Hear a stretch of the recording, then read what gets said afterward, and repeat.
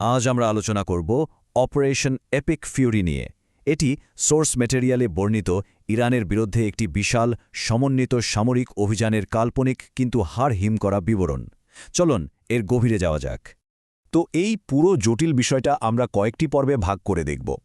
প্রথমে জানব এই অপারেশনের কারণ কি ছিল, তারপর দেখব এটা কিভাবে করা হলো এবং সবশেষে এর ফলাফল কি দাঁড়ালো। শুরুতেই এই একটা কথা থেকেই কিন্তু অপারেশনের মূল উদ্দেশ্যটা একেবারে পরিষ্কার হয়ে যায়। এটা কোনো সাধারণ হামলা ছিল না, এর লক্ষ্য ছিল অনেক বড় এবং ভয়ঙ্কর। তো প্রথম প্রশ্নটাই আসে, কেন যুক্তরাষ্ট্র আর ইসরায়েল কেন একসাথে মিলে এত বড় আর ঝুঁকিপূর্ণ একটা পদক্ষেপ নিয়েছিল? চলুন সেটাই প্রথমে জেনে নিই। তারিখটা ছিল 28 ফেব্রুয়ারি 2026। মনে রাখতে হবে, এটা কিন্তু কোনো একটা দেশের আক্রমণ ছিল না, বরং যুক্তরাষ্ট্র আর ইসরায়েলের একটা খুবই নিখুঁতভাবে ডিজাইন করা যৌথ সামরিক অভিযান ছিল। আর এই অপারেশনের সবচেয়ে গুরুত্বপূর্ণ দিক হল এর টার্গেট।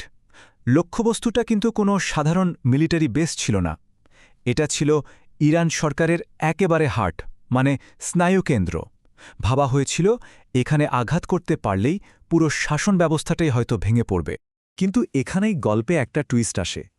আক্রমণের ফলাফল নিয়ে দুই পক্ষ থেকে দুই রকম খবর আসতে শুরু করে। ইসরায়েলি গোয়েন্দারা দাবি করে তাদের মিশন সফল, ওদিকে ইরান বলে কিছুই হয়নি। এই পরস্পর বিরোধী দাবির ফলে পুরো অঞ্চল জুড়ে একটা চরম উত্তেজনা তৈরি হয়। এখন প্রশ্ন হল, এত বড় আর এত জটিল একটা আক্রমণ এটা তারা করল কিভাবে? চলুন সেই কৌশলের গভীরে যাওয়া যাক। এই পুরো অপারেশনের সাফল্যের মূলে ছিল একটা অসাধারণ কৌশল, যার নাম টাইম অন টার্গেট। এর মানেটা বেশ সহজ কিন্তু ভয়ঙ্কর। শত শত মাইল দূর থেকে বিভিন্ন সময়ে বিভিন্ন গতিতে ছাড়া মিসাইল বা বোমাগুলো ঠিক একই সেকেন্ডে গিয়ে টার্গেটে আঘাত করবে। এর ফলে শত্রু প্রতিরক্ষার জন্য কোনো সময়ই পাবে না। বিষয়টা কাজ করে এইভাবে। প্রথমত, বিভিন্ন জায়গা থেকে বোমারু বিমান, জাহাজ, সাবমেরিন সব একসাথে রওনা দেয়। এরপর গাণিতিক হিসাব নিকাশ করে তাদের গতি আর পথটা এমনভাবে ঠিক করা হয় যাতে শেষ পর্যন্ত সবগুলো অস্ত্র ঠিক একই মুহূর্তে তাদের নিজ নিজ লক্ষ্যে গিয়ে আঘাত হানে। শত্রুকে একটা সিস্টেম্যাটিক শক দেওয়ার জন্য এর চেয়ে ভালো উপায় আর কি হতে পারে? একবার দেখুন কি বিশাল আয়োজন! দুটো পুরো ক্যারিয়ার স্ট্রাইক গ্রুপ, পৃথিবীর সেরা স্টিলথ বোমারু বিমান, সাবমেরিন, মানে যা যা দরকার তার সব কিছুই একসাথে নামানো হয়েছিল ময়দানে। কিন্তু মূল আক্রমণের আগে আরেকটা খেলা ছিল। সেটা হলো ইরানের এয়ার ডিফেন্স সিস্টেমকে পুরোপুরি অন্ধ আর বিভ্রান্ত করে দেওয়া। আর এর জন্য ব্যবহার করা হয়েছিল ইলেকট্রনিক ওয়ারফেয়ার। এই ছবিটা দেখলেই ব্যাপারটা পরিষ্কার হবে। সাধারণ অবস্থায় রাডারে কয়েকটি আসল টার্গেট দেখা যায়, কিন্তু ইলেকট্রনিক অ্যাটাকের পর দেখুন কি অবস্থা। রাডার স্ক্রিন শত শত নকল টার্গেটে ভরে গেছে। এই বিশৃঙ্খলার মধ্যে একজন ইরানি অপারেটরের পক্ষে আসল হুমকি খুঁজে বের করাটা প্রায় অসম্ভব। শুরুটা হয়েছিল একটা দারুণ ফাঁদ দিয়ে। শয়ে শয়ে ছোট ছোট ডেকয়, মানে নকল টার্গেট ছাড়া হলো। এগুলো শত্রু রাডারে এমন একটা ভ্রম তৈরি করল যেন একটা বিশাল বিমানবহর হামলা করতে আসছে। আর এতেই ইরান তাদের এয়ার ডিফেন্সের অবস্থানগুলো প্রকাশ করে ফেলে। আর এই ডিকয়গুলো যখন ইরানি অপারেটরদের মনোযোগ অন্যদিকে সরিয়ে দিয়েছে, ঠিক তখনই আসল খেলোয়াড়রা মাঠে নামে।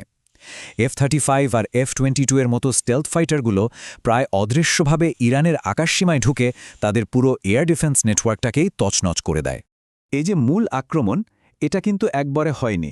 এটাকে ভাগ করা হয়েছিল 3টে আলাদা ওয়েভ বা ঢেউয়ে, আর প্রত্যেকটা ওয়েভের ছিল একটা নির্দিষ্ট কাজ। দেখুন, প্রথম ওয়েভে টমাহাক ক্রুজ মিসাইল দিয়ে আকাশটাকে পরিষ্কার করা হলো, মানে র্যাডার সাইটগুলো ধ্বংস করে বোমারু বিমানগুলোর জন্য একটা সেফ করিডর তৈরি করা হলো। ঠিক তার 30 মিনিট পর দ্বিতীয় ওয়েভে এলো B-2 স্টিলথ বোমারু, যারা ইরানের সবচেয়ে সুরক্ষিত পারমাণবিক বাংকারগুলোতে আঘাত হানল। আর সবশেষে প্রায় 2 ঘণ্টা পর তৃতীয় ওয়েভ এসে নিশ্চিত করল যে ইরানের আকাশ প্রতিরক্ষা ব্যবস্থা যেন আর মাথা তুলে দাঁড়াতে না পারে। এই তালিকাটা দেখলেই বোঝা যায় যে আক্রমণটা কতটা ভেবেচিন্তে করা হয়েছিল। শুধু সামরিক টার্গেট না, বরং শিল্প, রাজনীতি, এমনকি তাদের আদর্শিক কেন্দ্রগুলোতেও আঘাত করা হয়েছে।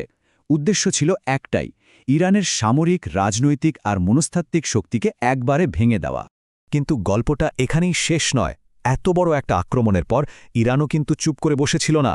তারা পাল্টা জবাব দিল অপারেশন ট্রুথফুল প্রমিস 4 নামে এক ভয়াবহ আক্রমণের মাধ্যমে, যা পুরো মধ্যপ্রাচ্যকে যুদ্ধের দ্বারপ্রান্তে নিয়ে যায়। ইরানের পাল্টা হামলাও কিন্তু কম ছিল না।